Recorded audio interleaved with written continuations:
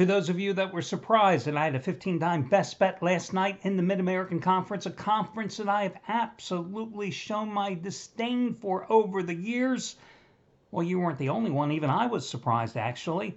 But hey, how easy was that winner? Top-rated 15-time best bet in my Mid-American Conference line error lock of the year, Kent State. A 20.5-point road favorite. And how easy was that win, guys? As Kent State rolled 62-24 at Bowling Green, and you got it. My college football winner, number 6 out of 7 last night, is the half-price play of the day. And well, guys, I am going to do it again today. College football winner, number 7 out of 8. My Mid-American Conference line error lock of the year, part number 2. Central Michigan at Northern Illinois.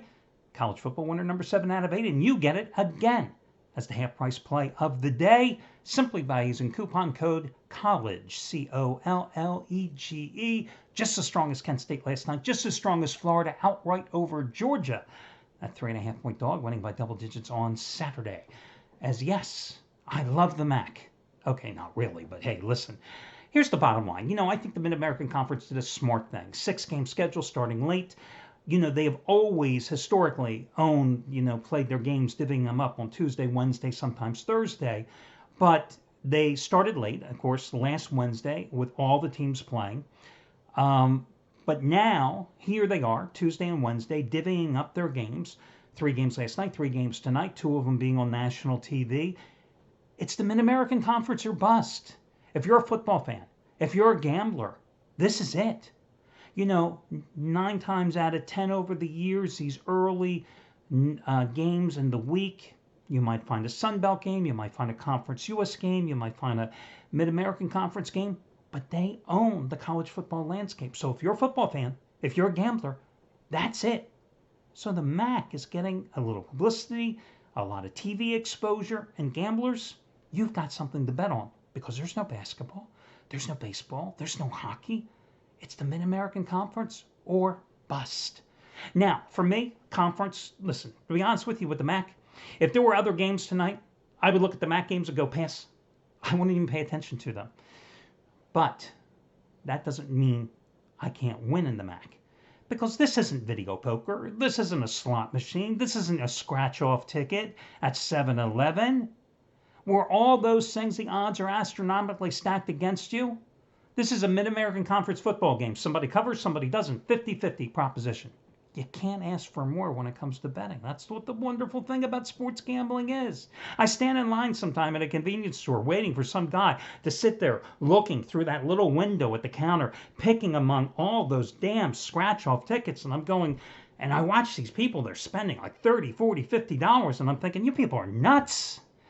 I'm sitting behind them going, let me give you my best bet tonight. Go bet online. Go to a local casino. Bet my pick. I'll give it to you for free. You'll make more money, or at least have a 50-50 shot at doing so, right? Knowledge is key when it comes to sports gambling. Am I telling you anything new here? Problem is, most of you, if you're watching this, you don't have the time to research a game like I do. This is what I do for a living. So what did I know about the Mid-American Conference before last Wednesday? Absolutely nothing. I watched all the games. I handicapped all the games last Wednesday. I saw the outcomes. I reviewed the tapes. I reviewed the box scores. I handicapped all the games. Last night, I thought the best one was Kent State. Tonight, I think the best one is Central Michigan and Northern Illinois. The other 2 games, hey, I'm going to give them to you here for free selections. Just because I didn't know anything about the Mid-American Conference before last Wednesday doesn't mean I can't make money in it. It's no different than my stock market strategy. Listen, guys, you see how the market has rotated just the past couple of days. Tech rotation out. Now, today, tech sector bounced back. I don't think it's going to be a long-term thing. People bought the beat-up stocks.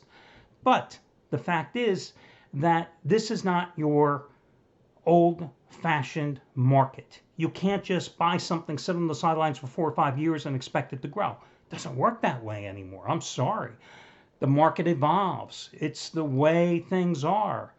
This isn't like, 20 years ago where I'm just going to use some old-fashioned stocks. You bought IBM, you bought GE, you bought AT&T, and you let them sit for 20 years and you collected the dividends. It doesn't work that way anymore. I have my portfolio of ETFs and stocks. I keep them. and I constantly am moving in and out. I'm not a day trader, but I'm moving in and out as the market. I anticipate rotations.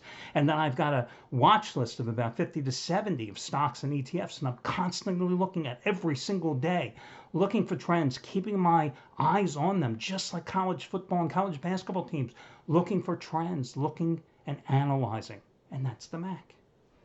Didn't know a thing about him last week, but hey, I bought Quaker Chemical last week. Didn't know a thing about Quaker Chemical either until recently, but saw an uptick. Thought, what the hell? Gotta buy it. Make some money, right? It's just another team, just like another stock. So let's talk about the other games here. Ball State is an 8.5-point favorite at home today against Eastern Michigan. Now, Ball State did beat... lost its opener 38-31 at Miami of Ohio. It was a game that they were up 21-10 in the third quarter and then blew it. Gave up 14 points in the third, 14 points in the fourth. The good news for Ball State is their quarterback, Drew Plitt, 19 for 32, 390 yards, and a touchdown. The problem is he got no offensive line protection as he was sacked 6 times. Last year he was probably the second best quarterback in the MAC. Threw for 2,900 yards, 24 touchdowns, 7 interceptions, and hit nearly 65% of his passes. They've got a good running back in Caleb Huntley, who ran for 130 yards in the opener. They outgained Miami 478 to 422, but the Red Hawks had a commanding 33-minute time of possession edge. Now, Eastern Michigan lost 27-23 at Kent State. Yes, the same Kent State team that scored 400 points last night. They were down 20-9 at the half, took a 23-20 lead in the early stages of the fourth quarter. Before losing that game, they were outgained 431 to 302. They were on, but listen, they held Kent, a good offensive team, to 4 for 12 on third down. Their quarterback, Preston Hutchinson, 21 for 35, 241 yards, 2 touchdowns, but 2 interceptions, 4 sacks. Hutchinson got no ground support whatsoever. The concerning thing here when I analyzed these two teams in week number 1 is that Ball State's defense allowed Miami's backup quarterback, A.J. Mayer, to come off the bench, throw for 212 yards and 3 touchdowns. Eastern Michigan, 5-2 roll as a dog. This line, 8.5 points. It was 8 earlier today, 8.5 points. That's a nowhere line. When I say there's nowhere lines, a line that's 5, 5.5 means you got to win by a touchdown. A line that's 8.5, 9, you got to win by at least 2 scores. I say grab the points with Eastern Michigan. I think Ball State wins, but I think that this is a 4 to 7 point game. So I'm going to go with Eastern Michigan and grab the points in this one. Now, your other game's really interesting. Toledo beat Bowling Green, which we saw last night. Bowling Green is a bad team. They lost by 100 to Kent last night. Well, Toledo beat Bowling Green 38-3. Tonight they're playing at Western Michigan. Western Michigan, beat Akron 58-13. Now, Akron, a bad team that played decently last night against Ohio. I'm going to tell you why I like Toledo, and then I'm going to tell you what's the most disturbing thing about why I like Toledo and why you have to put a little asterisk next to it and why Toledo is not my best bet, okay? I like the fact that Toledo may have found a quarterback, Eli Peters. 20 for 32, 214 yards, 4 touchdowns. He also ran the ball for 67 yards on 6 carries. Toledo has a very good, experienced offensive line. Their ground game averaged 224.5 yards a game last year. They ran for 310 yards last week. They ran for 275 yards in last year's 31-24 win over Western Michigan. And Western Michigan had the 7th ranked run defense, which means they weren't very good, in the MAC last year. And Akron ran for 130 yards against Western Michigan last year. Akron had probably the worst running attack in all of Division I ball last year. Worst scoring offense, worst run game in all Division I ball last year, and Akron ran for 130 yards last week. Western Michigan was a 6-6 ball team, or Toledo was a 6-6 ball club last year and missed the bowl game for the first time since 2013. They have won the last 3 games in the series. They've won 8 of the last 10 games in the series. They've won 4 of the last 5 meetings in Kalamazoo. So, what's the problem with liking Toledo in this game in a virtual pick'em situation? I get so choked up just thinking about this. The Rockets have lost 9 of their last 10 games straight up on the road. They failed to cover 6 straight and 9 of their last 10 on the road. With all that being said, sometimes you got to throw the stats right out the window. I like Toledo here. They're getting 2. The line was 3 earlier today. They're getting 2.